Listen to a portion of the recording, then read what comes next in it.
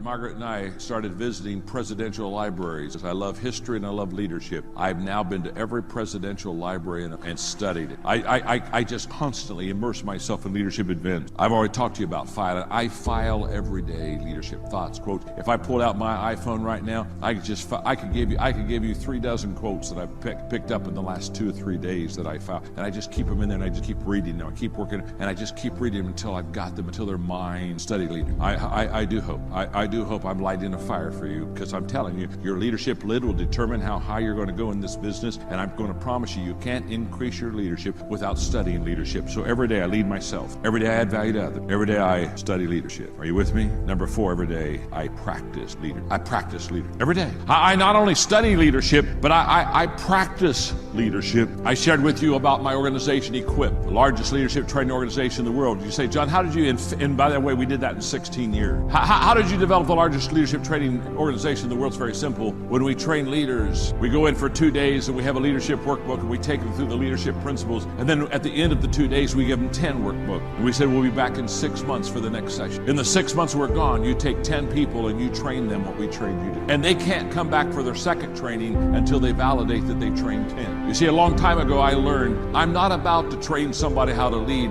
that isn't going to practice leadership. You see, I'm telling you, you can waste a lot of time with people who like to have meetings, but their biggest accomplishment is lighting the fire and doing a little kumbaya. The whole idea of not only knowing how to lead, but practicing your leadership. Malcolm Gladwell, who's a wonderful friend of mine, read some great books, Tipping Point, etc. Malcolm is the first guy to say that if you want to be highly successful in doing something, you have to do it at least 10,000 times. He gives examples, the Beatles, all these groups that made it big. When people say, oh my, they just made it big, they'd just done it.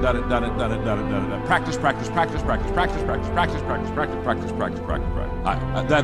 When Malcolm said that, I said, I wonder how many times I've spoken. So I went back and had my people do research, and I've spoken over 12,000 times. So people say, John, you walk out on stage, you take your water, you stick a cough drop in your mouth, sit on a chair and say, my name is John, I'm your friend. You don't look nervous. It's like you're having a conversation with us. Well, I'm having a conversation. Absolutely, and I'm not nervous. I'm not nervous. I've done this 12,000. I started over at 34. Wow, and VaynerMedia, what year was that? That must have been 2009, 2010? That's right. I was born in 75. Wow. You're about a year older than me. You know, and so, you know, this goes back to excuses and accountability. Sometimes I meet people that are like, yeah, but your dad handed you something. I'm like, that's what you've manipulated my story into. Let me tell you the truth. Interesting. That, firstly, so much respect for you. I did not know that part of your story. Well, I'll tell you why you don't know it. Let me tell you why.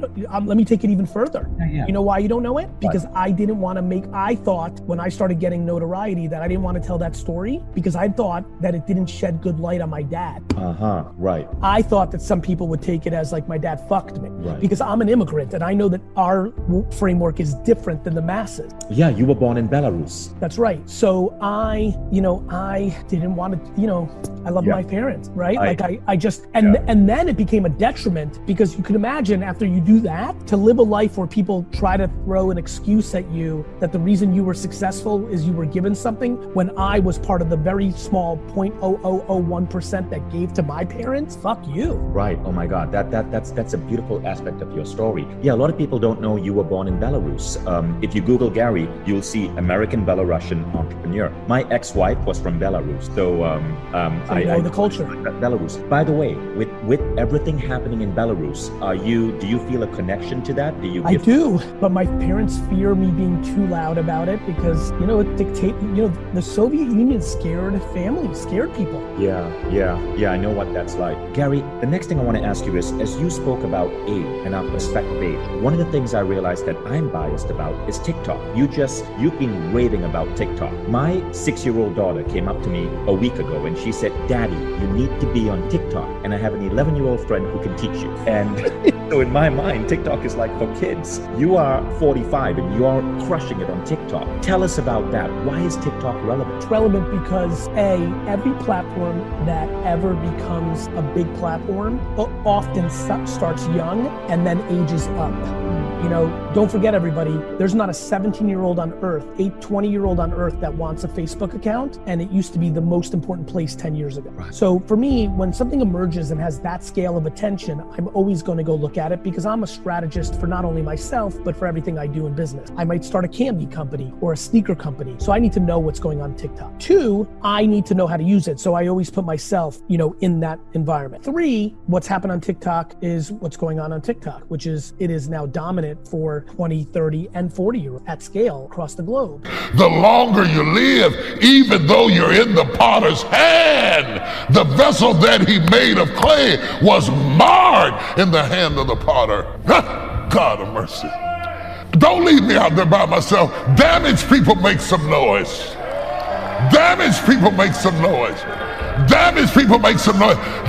My ministry has always been to hurting people. They said I wouldn't have anybody if I went after hurting people. And I've been preaching 43 years and I haven't run out of people yet. Damaged people make some noise. Damaged. The damaged in the process. The vessel that he made of clay, he made it, was marred in the hand of the potter. And all of a sudden, this word sow leaps into the text. The sow is a response to the dilemma of what happened. Look at somebody or type on screen, something happened to me. Something happened to me. Something happened to me. You should have met me before something happened to me. I wish you'd have known me before something happened to me. What you're seeing is what's left after something happened to me. Something happened to me. Can I be real with you? Something happened to me. I used to laugh louder. I used to be more fun. I used to be more jovial. I used to be more trusting. I used to be more expressive, but something happened to me. And now Jeremiah watches the potter who has gone through all the investment of lifting the clay out from the soil, extracting all the debris that was in it, of shaping it and wetting it and putting it on the wheel and spinning it and molding it and making it. And now it is something has happened to it. And so the sow is a suspended phrase that demands a verdict. It is a moment where the jury has gone out and the trial has been suspended, waiting on a verdict. The evidence has been entered into the court docket that proves that the vessel is guilty of being marred.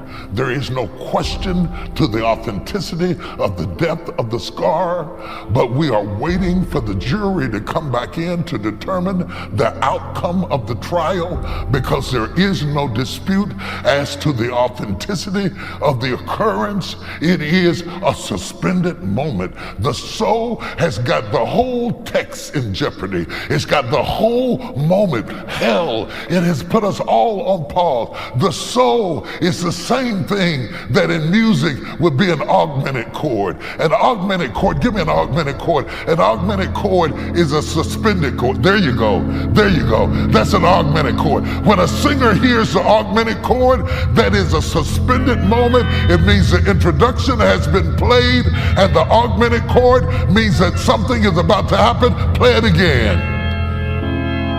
Wayne is gifted. You probably gifted, probably just as gifted as Wayne. But what do Wayne do more than anybody else? I bet you he outwork everybody. You get tight right now because you probably think, he don't outwork. Yeah, you can tell because he shows up. He might not outwork, he might not outwork you, but maybe he got away with people more. Maybe he just a people person. See, all these is gift. Your gift make room. You got to identify your God-given gift. If you don't identify your gift, you're gonna waste your time. Telling jokes is my gift. It's what I do. I don't even know y'all. Let me tell y'all something. I could, listen, if I want to, I could turn this into a comedy show. I'm probably everybody in here be throwing up.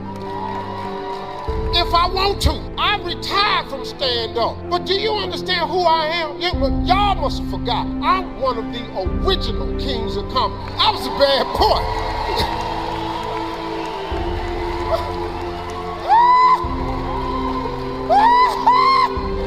It's my gift. So even as a motivational speaker, I use my gift. Nothing's more boring than sitting by the top of 45 and you ain't laughed 45 minutes.